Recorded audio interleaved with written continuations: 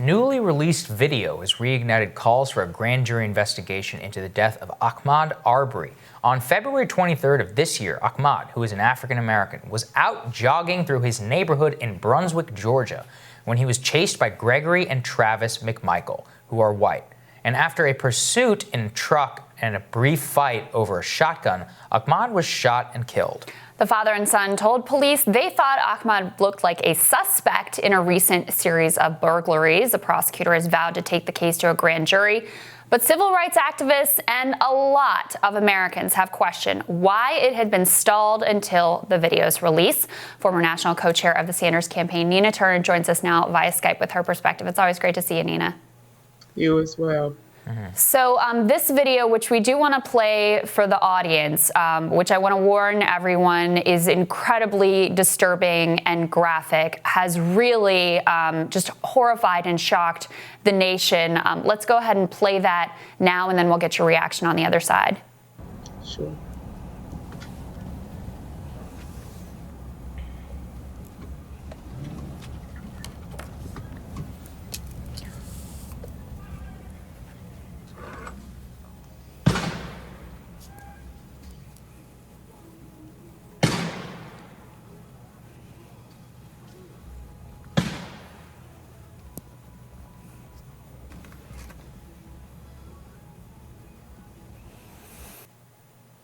Nina, if I can just get your reaction as a human, as a black woman, as a mother of a black son, what do you think when you see that?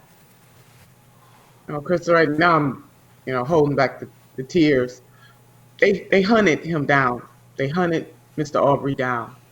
And to be black in America is to be suspect. So let's be clear, while people are acting mortified. This is not the first time that this has happened to an African American. This country has a long, distorted, dangerous history of treating African Americans, and particularly African American men, as somehow they are born criminal, and that their lives, our lives, don't matter as much. Hence, Black Lives Matter. And no American should be comfortable with this. It is something that the black community has faced for generations, and it really hasn't gotten better in the 21st century. This is 2020, and Mr. Arbery could not jog down the street. They said they thought he was a suspect. That is the excuse that a whole bunch of white racists use, that black people are suspect. Our very existence is suspect. And yes, that could have been my son. My son is a millennial.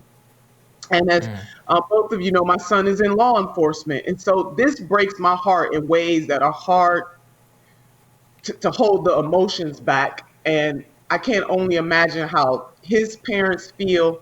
I believe that his birthday is tomorrow. He was going to be 26 years old. And so jogging while black, breathing while black, just existing while black. And so we're going to continue to get these kind of reminders until we face the facts that racism on the systemic side and also on the individual side, anti-blackness too, because those are two different but equal things. Anti-blackness and racism exist in this country, and there needs to be some truth and reconciliation. The fact that father and son felt very comfortable, they didn't flinch to shoot this young man is a stain on this country. And if I might, Crystal and Cigar, I want to let people know that Color of Change is launching a justice campaign, Justice for Ahmaud. And if people would be willing to text justice to 55156, again, text justice to 55156, please support Color of Change's campaign to bring some justice to Mr. Arbery and his family. They're never truly going to get justice because we can't bring him back. But we need to fight like hell to make sure that justice is served and something like this does not happen again. I'm shook, really. And every time I see that video, I'm shook. It's really sickening, Nina, because what it makes it especially galling is that these like guys are running around like Rambo, thinking that it's their. This is a former police officer, Mr. McMichaels. He thinks that he has the authority to make a citizen's arrest of a so-called suspect, and it's like You're not a police officer. If you think that you see somebody who's committed a crime, you can call the police and ask them to handle it. That's their job. Taking it into their own hands, it's like vigilantism at its absolute worst. And as you point out, this is the excuse for a lot of the hate crimes and lynchings that we saw in the 1920s and 1930s in the same part of the country. And that's what makes it just so galling and disgusting. Right, and you're right, Cigar. Just dial 911. Hello. I mean, just do dial 911. And even if you were making a citizen's arrest, how did that turn into murder? Right. Really? And then people have to recuse themselves, as you both know, because of the connections that they have to the shooter, because of his past profession. Jesus Christ. Mm-hmm. What do you think needs to happen now, Nina, like today, like right now? And why did it take so long? Like, why did we have to see this video, this horrific, unbelievable, unconscionable murder? Why did we have to see that before any action was taken? Because, Crystal, Black people always have to prove. If there were not a video, his mother was told that he was involved in a robbery. Right. Because all Black men are robbers. Oh my God. We're suspects. Our very birth and existence in this country makes us suspect. I don't know how people can get this through their heads. And so had there not been a video, that story would have probably continued. So thank God for camera phones. Thank God for smartphones. Because a lot of things that have happened to Black people, the normal excuses would have been acceptable because we are Black. We need some real truth and reconciliation in this country. So what happened to Mr. Arbery cannot happen again. What happened to Tamir Rice in my city of Cleveland, Ohio, a 12-year-old boy, what can't happen again? What happened to Trayvon Martin should not happen again.